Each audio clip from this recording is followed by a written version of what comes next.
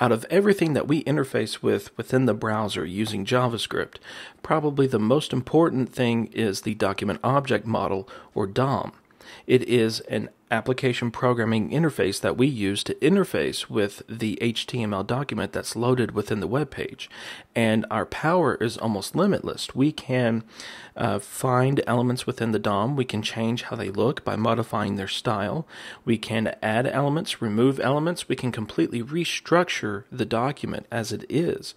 And there's just almost nothing that we can do as far as manipulating the document using the document object model with JavaScript. The DOM's power comes from how it structures our HTML document.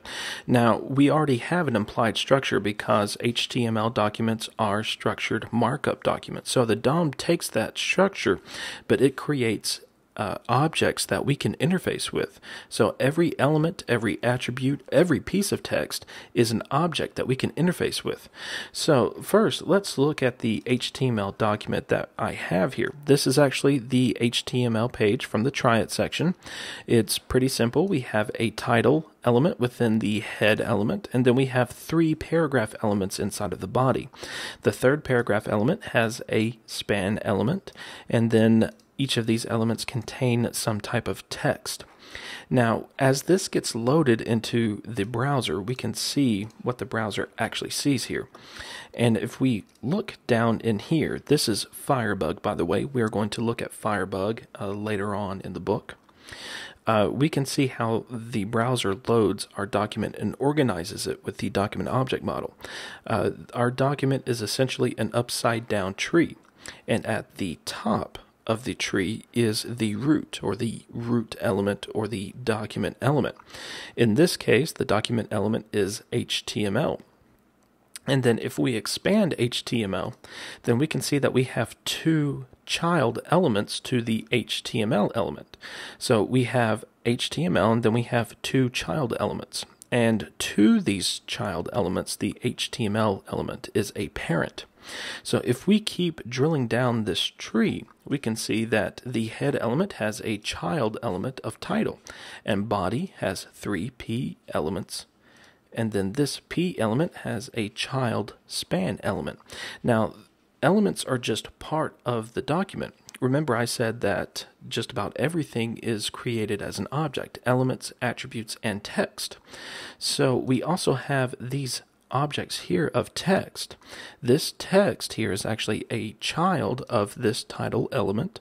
The text within this P element is a child of this P element, and even though we don't see them here, we actually have some white space in between body and P. If we go back and look at our code, we can see that we have a new line and tabs, but primarily just a new line.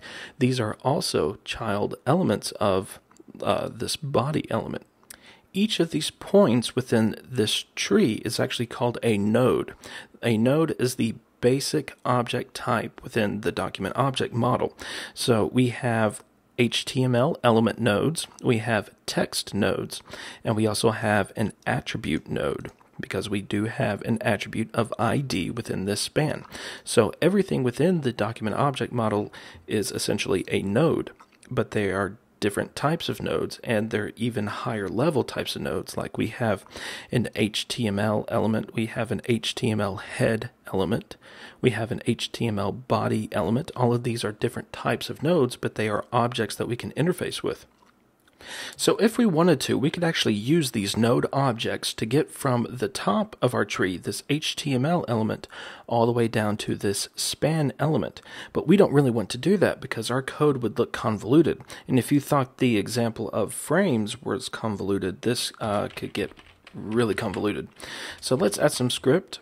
And the first thing that we would need to access is the document, because everything within our document is within this document object here.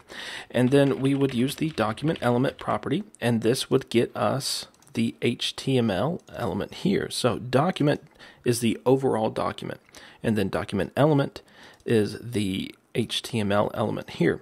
Now we would need the body element, and that would be the second child So there is a property called child nodes.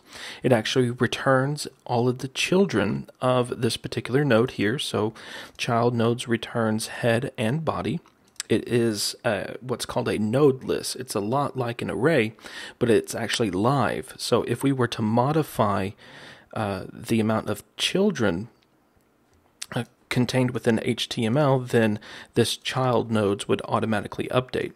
So we want to get the second child here, so we indicate the index of 1 because head would be 0, body is 1, and then we need to get this third P element. Well, we also have to take into account the new lines in here because those are text nodes.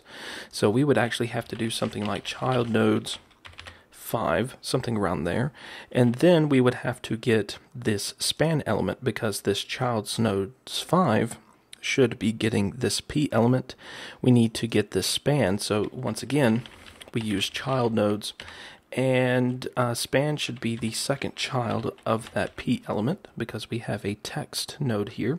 So this is how we would get to this span element from the top of the document. That is really not good. That's a whole lot of code, and we can't really read that. We could see, oh, we're getting the second child node, we're getting the sixth child node of that node, and then we are getting the second child node. Well, yeah, we can see that, but we'd have to go, okay, which one's that, which one's that, oh, we're getting this here.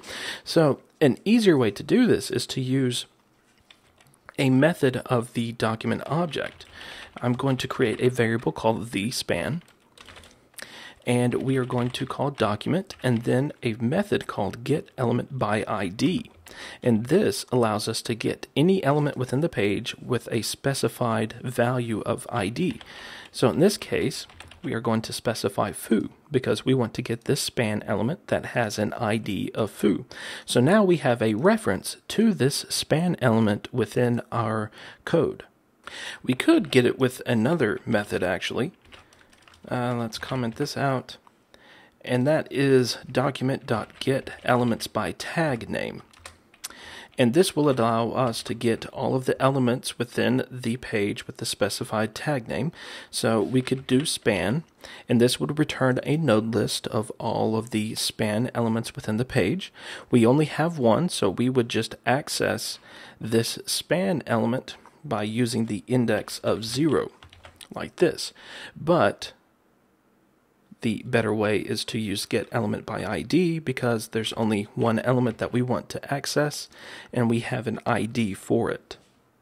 So let's do the try it now. We've done part of step 2 here. We've gotten this reference to this span element. So let's change the text within this element here. And what we will do is we will do the span. Oops. And then we are going to use the child nodes property, and this will get our text node within the span. We're going to specify an index of 0 because that is the child node that we want to get. We could also use .firstChild if we wanted to, but child nodes is what we use in this example.